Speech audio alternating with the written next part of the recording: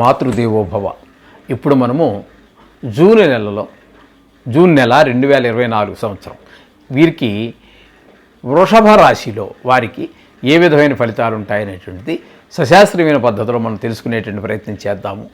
అయితే ఈ వృషభ రాశి వారికి నెలంతా కూడా ఒకే రాశిలో కదలకుండా ఉండేటటువంటి గ్రహాల గురించి ముందుగా మనం చెప్పుకుందాము. అందులో జన్మంలోనే గురు సంచారం జరుగుతూ ఉన్నది. అలాగే 5వ స్థానంలో కేతు సంచారం జరుగుతూ ఉన్నది. ఇకపోతే 10వ స్థానంలో శనీశ్వర సంచారం జరుగుతూ ఉన్నది. లాభస్థానంలో రాహుగ్రహ సంచారము జరుగుతూ ఉన్నది. ఒక్కరోజు మాత్రం కుజ సంచారం జరిగినప్పటికీ మిగతాదంతా కూడా వ్యయ స్థానంలో అంటే 12వ స్థానంలో మేషరాశిలో కుజగ్రహ సంచారం జరుగుతూ ఉన్నదండి. ఇవి నెలంతా కూడా ఒకే రాశిలో ఉండేటువంటి గ్రహాల గురించి తెలుసుకుంటున్నాం. అంచేత వీరికి ఈ వృషభ రాశి వారికి జన్మంలో గురువు ఎప్పుడైతే ఉన్నదో గురువు అనుకూలమైనటువంటి ఫలితాలు ఇవ్వజాలడు. కొంచెం స్థల మార్పిడి జరిగేటువంటి అవకాశాలు కూడా కొన్ని అవకాశాలు ఉన్నాయి. అలాగే పంచమంలో కేతు సంచారం జరుగుతూ ఉన్నదండి. పంచమంలో కేతు సంచారం కూడా అంత శుభప్రదమైనటువంటి ఫలితాలను ఇవ్వజాలడు. పంచమంలో ఉన్నటువంటి కేతు కూడా శుభఫలితాన్ని ఇవ్వజాలడు. ఇక పోయినట్టయితే దశమంలో శని కూడా మనకి అంత శుభప్రదమైనటువంటి ఫలితాలను ఇవ్వజాలడండి. ఇకపోతే ఏకాదశ స్థానంలో ఉన్నటువంటి రాహు మాత్రం ఖచ్చితంగా మనకి చాలా శుభప్రదమైనటువంటి ఫలితాలు ఇచ్చేటువంటి అవకాశం మనకు ఉన్నదండి. ఇకపోతే వ్యయస్థానంలో కుజ సంచారం జరుగుతోందండి. కుజ సంచారం వ్యయస్థానంలో జరిగేటటువంటిది అంత శుభప్రదమైనటువంటి ఫలితాలను ఇవ్వజాలడండి. కుజుడు కూడా మనకు శుభఫలితాలను ఇవ్వజాలడు. అందుచేత ఇకపోతే నెల మధ్యలో మారేటటువంటి రవి, బుధ, కుజ గ్రహాలు 3 గ్రహాలు ఉన్నాయి. ఈ గ్రహాలను కనుక మనం తీసుకున్నట్టయితే 2 రాశుల్లో సంచారం జరుగుతూ ఉంటుంది. ఇక్కడ మనం రవి జన్మరాశిలో 14వ తారీఖు వరకు ఉంటారు. అంటే వృషభంలో ఉంటారు 14వ తారీఖు వరకు. తదుపరి మిథునంలో సంచారం చేస్తూ ఉంటారు. ఈ మిథునంలో సంచారం చేయటం వల్ల ఇప్పుడు ఈ 2వ స్థానంలోనూ జన్మంలోనూ ద్వితీయ స్థానంలోనూ సంచారం వల్ల రవి అనుకూలమైన ఫలితాలను ఇవ్వజాలరు. అలాగే ఇకపోతే బుధుడు ఉన్నారు. బుధుడు 13వ తారీఖు వరకు జన్మస్థానంలోను తదుపరి ద్వితీయ స్థానంలో సంచారం జరుగుతూ ఉన్నారు. బుధుడు మనకి 13 వరకు జన్మంలో ఉన్నప్పుడు శుభ ఫలితాలు ఇవ్వలేకపోయినప్పటికీ తదుపరి ద్వితీయ స్థానమైనటువంటి మిథునంలో సంచారం చేసేటప్పుడు మాత్రం ఖచ్చితంగా శుభప్రదమైనటువంటి ఫలితాలను మనకి ఇస్తూ ఉంటారు. అంటే నెలలో అశుభ ఫలితాలు, శుభ ఫలితాలు, సగం రోజు అశుభం, తదుపరి శుభ ఫలితాలు ఇవ్వడం జరుగుతూ ఉంటుంది. ఇక శుక్రుడు గనక మనం తీసుకున్నట్టయితే 12వ తారీఖు వరకు మనకి ఆయన జన్మరాశిలో అంటే వృషభ రాశిలోను ఆయన స్వస్థానం కూడా, తదుపరి మిథున రాశిలో మిగతా 12వ తారీఖు తీసేసినట్టయితే మిగతా రోజులంతా నెలాఖరు వరకు కూడా ఆయన మిథునంలో సంచారం చేస్తూ ఉంటారు. తద్వారా ఆయన మనకి జన్మంలోనూ ద్వితీయంలోనూ కూడా సంచారం మనకి అత్యంత శుభప్రదమైనటువంటి ఫలితాలనే మనకి ఇస్తూ ఉంటారు. ఇక్కడ మనకి తీసుకున్నట్టయితే మనకి ఇక్కడ మనకి ఎక్కువ గ్రహాలు అనుకూలమైనటువంటి ఫలితాలు ఇస్తూ ఉన్నాయి.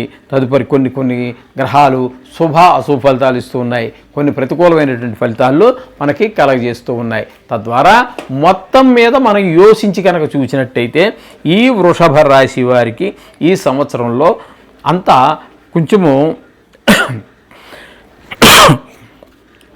దుష్ట సహవాసము, మనస్తాపము, శిరోభారము, వ్యవసాయాల్లో కొంచెం నష్టము, అలాగే రోగబాధ, కొంచెం బంధు విరోధం, ధన నష్టం, దేనికో లాభం కోసం పెడతాము నష్టం చేయండి అవకాశం ఉండవచ్చు.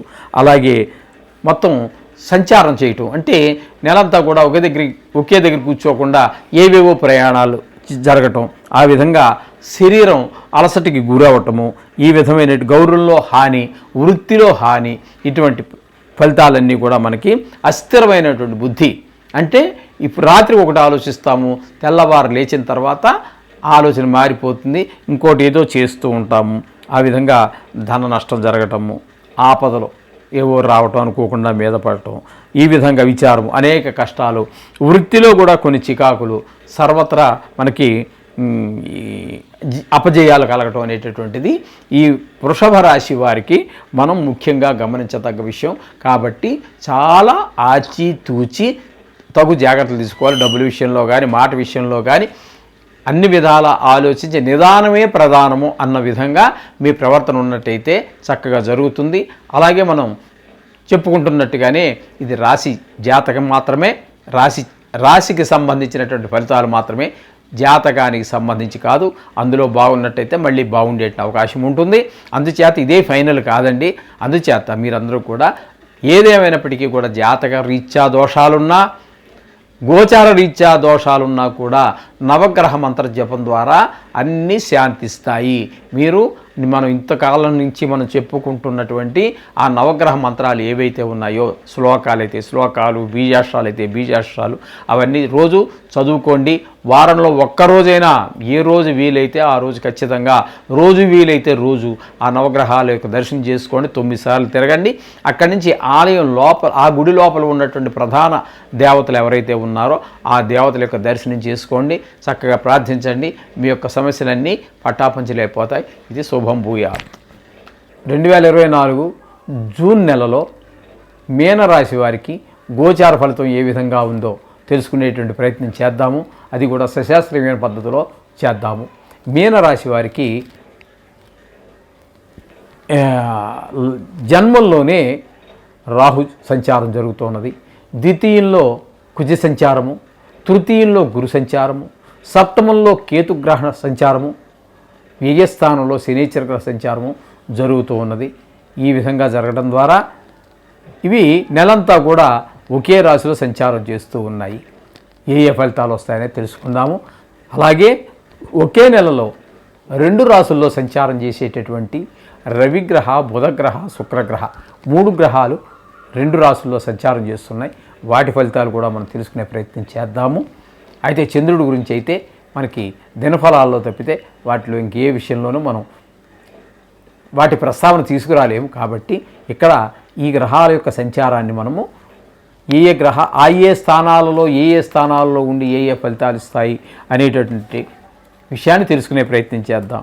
1లో రాహువు, జన్మంలో రాహు అనుకూలమైనటువంటి ఫలితాలను ఇవ్వజాలడు. కొంచెం అనారోగ్య సమస్యలు తలెత్తేటువంటి అవకాశం ఉంటుంది. ఇక ద్వితీయంలో కుజుడు కూడా కుటుంబ విషయంలో మనకి పిల్లలు మన మాట వినకపోవటం, భార్య కొన్ని కొంచెం అనారోగ్య విషయాలు కావండి, ఏదైనా కానివ్వండి, అన్ని విషయాల్లో సహాయ సహకారాలు అందించలేనటువంటి పరిస్థితిలో ఉంటుంది. అలాగే తృతీయంలో గురువు కూడా శుభ ఫలితాలను ఇవ్వజాలడండి. సప్తమంలో కేతువు కూడా ఏ విధమైనటువంటి పరిస్థితి ఉండదు. భార్యకు కొంచెం అనారోగ్యం వచ్చే అవకాశం ఉంటుంది. ఆవిడ కూడా కొంచెము మనకి సరైన సహకారాలు అందించలేని పరిస్థితిలో భార్య కూడా ఉంటుంది. అలాగే మనతో పాటుగా భాగస్వాములు ఎవరైతే ఉన్నారో వ్యాపారాల్లో కానీ, ఉద్యోగాల్లో కానీ, వాళ్ళు కూడా మన సరైన సహాయ సహకారాలు అందించలేకపోవచ్చు. అలాగే వ్యయస్థానంలో శనీశ్వర గ్రహ సంచారం జరుగుతోందండి. దీది కూడా ఏళ్ళనాడు శని కిందకే లెక్క వస్తుంది. శనిగ్రహం కూడా మనకి అనుకూలమైనటువంటి ఫలితాలు ఇవ్వజాలదు. అంటే నెల రోజుల పాటు ఏకగ్రీవంగా, అంటే ఒకే రాశిలో సంచారం చేసేటటువంటి ఈ 5 గ్రహాలు కూడా మనకి ఈ అనుకూలమైన ఫలితాలు ఇవ్వటం లేదండి. ఇకపోతే ఒకే నెలలో 2 రాశులలో సంచారం చేసేటటువంటి రవి, బుధ, శుక్రగ్రహాలు, ఈ శుక్రగ్రహాలు 3 కూడా ఒకే నెలలో 2 రాశుల్లో ప్రయాణం చేస్తూ ఉంటాయి. తద్వారా రవి మనకి ద్వితీయ, తృతీయ స్థానాలలో సంచారం చేస్తూ ఉన్నాడు. అంటే వృషభ, మిథున రాశుల్లో సంచారం చేస్తూ ఉన్నాడు. అయితే 3వ స్థానమైనటువంటి మీనరాశికి 3వ స్థానమైనటువంటి 3వ స్థానంలో చక్కటి ఫలితాలని మనకి ఇవ్వగలుగుతూ ఉన్నారు. అలాగే చతుర్థ స్థానంలో మంచి ఫలితాలను ఇవ్వజాలరు. అలాగే బుధుడు మనకి తృతీయ స్థానంలో మంచి ఫలితాలు ఇస్తారు. తృతీయంలో మంచి ఫలితాలను ఇవ్వజాలరు. అలాగే శుక్రుడు కూడా మనకి ద్వితీయ, తృతీయ స్థానాలు రెండిట్లోనూ కూడా సుఫలితాలను ఇవ్వడానికి సమర్థుడవుతున్నాడు. తద్వారా మనకి శుక్రగ్రహం మాత్రమే అనుకూలంగా ఉంది. రవి బుధులు శుభ అశుభ ఫలితాలు ఇవ్వడానికి సమర్థులు. అందుచేత మనము వీరికి ఎక్కువ గ్రహాలు అనుకూలత చాలా తక్కువగా ఉన్నది. అయినా సరే మీరేం కంగారు పడక్కర్లేదండి. దీని ఫలితం మనం చెప్పుకున్నాం కదండి. నిష్ణాతులైనటువంటి వాళ్ళు చెప్తే 20% మాత్రమే, మిగతాదంతా కూడా జాతకం మీద ఆధారపడి ఉంటుంది. అది చూపించుకోండి. అయినా నెల రోజుల పాటు ఇదేం పెద్ద సుదీర్ఘమైనటువంటి కాలం కాదు. ఏదేమైనప్పటికీ జాతకాన్ని రాయించుకుని దీనికి అనుసంధానం చేసుకున్నట్టయితే మీకు మంచి ఫలితాలు వస్తాయి. అంతేకాకుండా ఇక్కడ మనకు మంచి ఫలితాలు కొంత చెడ్డ ఎక్కువ చూపించినప్పటికీ కూడా మూర్తిమంతం అని చెప్పేసి ఉంటుందండి. ఆ సువర్ణమూర్తి, రజితమూర్తి, కాంస్యమూర్తి ఈ విధంగా మూర్తిమంతం ఉంటుంది. ఆ మూర్తిమంతం సువర్ణమూర్తి కనుకైతే మంచి ఫలితాలు ఉంటాయి. అలాగే రజితమూర్తి అయితే అంత సువర్ణమూర్తి అంత ఉండకపోయినప్పటికీ మంచి ఫలితాలు వస్తుంటాయి. కాంస్యమూర్తి ఈ విధంగా దాన్ని బట్టి కూడా ఉంటుంది. ఏం కంగారు పడక్కర్లేదండి. మీరు నవగ్రహ మంత్రాన్ని మనం చెప్పుకున్నట్టుగా బీజాక్షర మంత్రం కానివ్వండి, గాయత్రి మంత్రం కానివ్వండి, అంటే నవగ్రహ గాయత్రి కానివ్వండి, లేదా ప్రకాశిక మంత్రాలు కానివ్వండి, ఇవన్నీ చేసుకున్నట్టయితే మీకు చాలా చక్కటి ఫలితాలు వస్తూ ఉంటాయి. వీటి దుష్ప్రభావాల నుంచి బయటపడే అవకాశం ఉంది.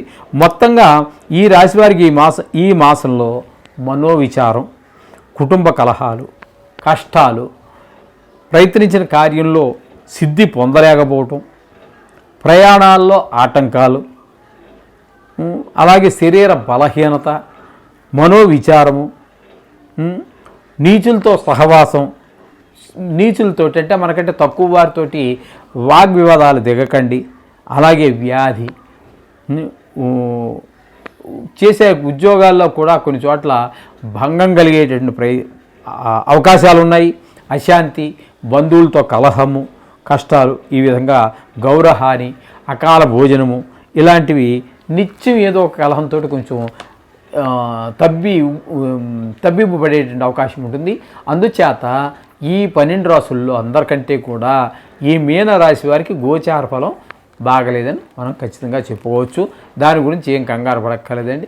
నేను చెప్పినటువంటి రెమెడీస్ ఏవైతే ఉన్నాయో బీజాక్షరాలు కానివ్వండి, గాయత్రి కానివ్వండి, ఏదో ఒకటి మొత్తం మీద ఈ 40 రోజుల్లో మీరు చేసుకున్నట్టయితే మీకు ఆ కష్టాల నుంచి బయటపడతారు. తప్పకుండా శుభం.